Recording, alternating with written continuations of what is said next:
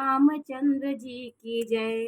देखिए भगवान रामचंद्र जी को सुमंत्र जो है, जो उनके मंत्री हैं, वो दशरथ जी के पास ले गए। राजा राम को देख करके राजा की आज्ञा सुन करके रघुकुल के दीपक श्री रामचंद्र जी अपने उनके साथ उनको महल में लिवा गए। राजा ने रामचंद्र जी ने देखा, राजा की यह अवस्था देख करके वो इतने दुखी हो गए मानो सिंघनी को देखकर बूढ़ा गजराज सहम गया हो। ऐसे राजा दशरथ की अवस्था को देखकर रामचंद्र जी बहुत दुखी हुए। वो इस प्रकार पहली बार इतना कष्ट देखे थे। राजा के होंठ सूख रहे हैं, सारा शरीर जल रहा है, मानो मणि के बिना सांप दुखी हो रहा है। पास ही क्रोध में भरी कैकेयी को देखा, मानो साक्षात मृत्यु ही बैठी है। राजा के जीवन की अंतिम घड़ियां राजा गिन रहे थे। इस प्रकार ऐसा अचंभित करने वाला वातावरण उन्होंने देखा रामचंद्र जी ने। श्री रामचंद्र जी का स्वभाव कोमल और करुणामय है। उन्होंने अपने जीवन में पहली बार यह दुख देखा। इससे पहले कभी उन्होंने दुख सुना भी ना था। तो भी समय का विचार करके हृदय में धीरज धरकर उन्होंने मीठे वचनों से माता कैकेयी से पूछा, मोहि कहु मातु तात दुख कारण, करिय जतन जेहि होई निवारण। सुनहु राम सबु कारण एहू, राजहि तुम पर बहुत स्नेहु। हे माता, मुझे पिताजी के दुख का कारण कहो, ताकि जिससे उनका निवारण हो सके। क्या कारण है? रामचंद्र जी धीरज धर के पूछ रहे हैं कि ऐसा निवारण हो जिससे दुख दूर हो, यह यत्न किया जाए। कैकेयी ने कहा, हे राजा, हे राम सुनो, सारा कारण यही है कि राजा का तुम पर बहुत स्नेह है। यही कारण है कि वो तुमको बहुत मानते हैं, तुम्हारे लिए ये सब सोच रहे हैं। वो कैकेयी उस प्रकार उनको दुश्मन की तरह बोल रही है, शत्रु की तरह। उन्होंने मुझे 2 वरदान देने के लिए कहा था। मुझे जो कुछ अच्छा लगा वही मैंने मांगा। उसे सुनकर राजा के हृदय में सोच हो गया है, क्योंकि ये तुम्हारा संकोच नहीं छोड़ सकते। ये तुम्हारे प्रति ममता है उनकी। सॉरी। दोहा नंबर 40 में है कि सुत स्नेह इत वचन उत, संकट परिव नरेश। कहूँ या कहूँ ता आया सुधरहु सिर, मेटऊ कठिन कलेश। इधर तो पुत्र का स्नेह है और उधर वचन। राजा इसी धर्म संकट में पड़ गए हैं। यदि तुम कर सकते हो तो राजा की आज्ञा शिरोधार करो और इनके कठिन क्लेश को मिटाओ। वो राम से बोल रही है। कैकेयी कैकेयी बेधड़क बैठी ऐसी कड़वी वाणी कह रही है जैसे सुनकर स्वयं कठोरता भी अत्यंत व्याकुल हो उठी।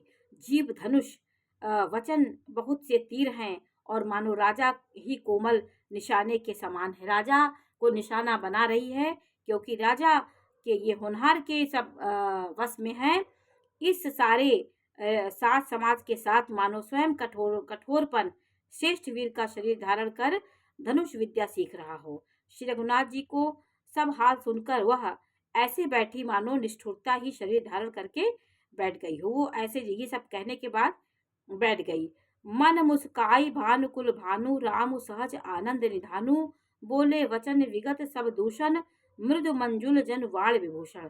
सूर्य कुल के सूर्य स्वाभाविक ही आनंद निधान श्री रामचंद्र जी मन में मुस्कुराकर सब दूषणों से रहित ऐसे कोमल और सुंदर वचन बोले मानो वाणी के भूषण ही थे। सुनु जननी सोई सुनु बड़भागी, जो पितु मातु वचन अनुरागी। तनय मातु पितु तोष निहारा, दुर्लभ जननी सकल संसारा। हे माता सुनो, वही पुत्र बड़भागी है जो पिता माता के वचनों का अनुरागी पालन करने वाला है। आज्ञा पालन के द्वारा माता पिता को संतुष्ट करने वाला पुत्र है। जननी सारे संसार में दुर्लभ है।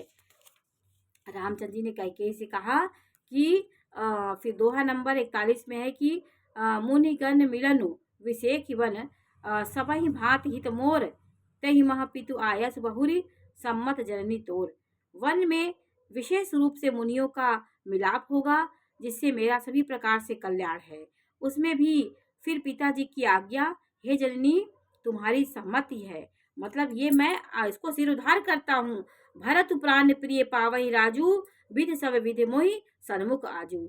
जो न जाऊं बन ऐसे ही काजा, प्रथम गनीय मोहि मूल समाजा। और प्राण प्रिय भरत राज पावेंगे। इन सभी बातों को देखकर यह प्रतीत होता है कि आज विधाता सब प्रकार से मुझे सन्मुख है। मेरे अनुकूल है। यदि ऐसे काम के लिए भी मैं बन को न जाऊं तो मूर्खों के समाज में सबसे पहले मेरी गिनती करनी चाहिए। उन्होंने कहा ये तो शुभ अवसर है कि भरत को राज मिले, जो कल्प वृक्ष को छोड़कर रेण की सेवा करते हैं और अमृत त्याग कर विष मांग लेते हैं। हे माता, तुम मन में विचार कर देखो, वे महामूर्ख भी ऐसा मौका पाकर कभी ना चूकेंगे। मेरे लिए सौभाग्य है ये माता, मुझे एक ही दुख विशेष रूप से हो रहा है, वह महाराज को अत्यंत व्याकुल देखकर इस थोड़ी सी बात के लिए पिताजी को इतना भारी दुख है। हे माता, मुझे इस बात पर विश्वास नहीं होता, क्योंकि महाराज तो बड़े ही धीर और गुणों के अथाह समुद्र है।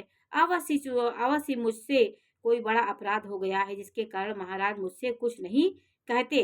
तुम्हें मेरी सौगंध है माता, कुछ सच सच कहो। तो अब वो, क्योंकि राजा का गला रुक गया था, वो बोल नहीं पा रहे थे। दोहा नंबर 42 में है कि सहज सरल रघुवर वचन, कुमति कुटिल कर जान, चलई जोक जल वक्र गति यद्यपि सलिल समान। रघुकुल में श्रेष्ठ रामचंद्र जी के स्वभाव ही सीधे वचनों की दुर्बुद्धि कैकेयी टेढ़ा ही करके जान पड़ती है। ऐसे यद्यपि जल समान भी होता है, परंतु जोक उसमें टेढ़ी चाल ही चलता है। उसी प्रकार सब कुछ अच्छा रामचंद्र जी का भी त्याग देकर वो टेढ़ी ही बुद्धि उसकी थी। और वो बोली कि रानी कैकेयी रामचंद्र जी का रूप पाकर हर्षित हो गई और कपटपूर्ण स्नेह दिलाकर बोली कि तुम्हारी शपथ और भरत की सौगंध है, मुझे राजा के दुख का दूसरा कुछ भी कारण विदित नहीं होता है। वो कही, मैंने 2 वरदान मांगा था, मुझे नहीं पता ये क्यों इतना दुखी हैं।